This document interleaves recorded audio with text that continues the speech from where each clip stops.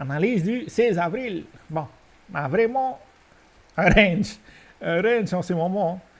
Parce que les niveaux qu'on a marqués hier, c'est-à-dire qu'on est venu tester notre zone de support, pullback.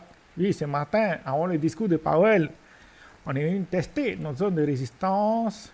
Tout de suite, on est venu tester notre zone de support et maintenant on essaie de retourner vers notre zone de résistance. Donc, c'est vraiment un marché indécis. Voilà. Et puis, il faut prendre en compte que vendredi, c'est un jour férié en Amérique. Donc, il y a des probabilités qu'on reste dans cette zone. L'invalidation, bien sûr, c'est les cassures de notre zone de résistance ou bien de notre zone de support. Donc, tant qu'on reste entre ces deux zones-là, ben, on reste dans un range. Donc, ça pourrait donner des opportunités pour ceux qui aiment trader les ranges. L'invalidation, comme on l'a dit, c'est soit on casse à la hausse, cette zone-là, ou bien soit on casse à la baisse.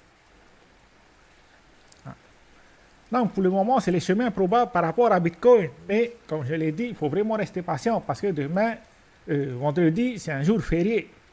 Donc, il y a des probabilités que demain, par contre, on ait moins de volatilité sur le marché. Et puis, si on regarde en détail, ben, on peut voir que juste avant le discours de Powell, c'est-à-dire que le discours de Powell a commencé vers 7h35, il était un peu en retard. Le marché a commencé à vendre. Plusieurs contrats ont été forcés de clôturer. Et puis, en même temps, ben, ceux qui étaient en short ont déjà commencé à prendre les profits. C'est pour ça qu'on a une baisse de la part des contrats par rapport au prix. Et maintenant, on peut voir qu'on a une légère hausse, mais cette légère hausse, ce ne sont pas des longues qui se positionnent sur le marché, mais plutôt des contrats en short qui prennent le profit. Voilà. C'est pour ça que la hausse n'est pas impulsive. Parce que si on avait une hausse impulsive, on pourrait voir le prix monter et puis les contrats monter. Pour l'instant, ce n'est toujours pas le cas. Donc, il vaut mieux rester prudent aujourd'hui et demain. Si jamais on a des trades à prendre, ben, ça reste les deux zones qu'on a marquées précédemment.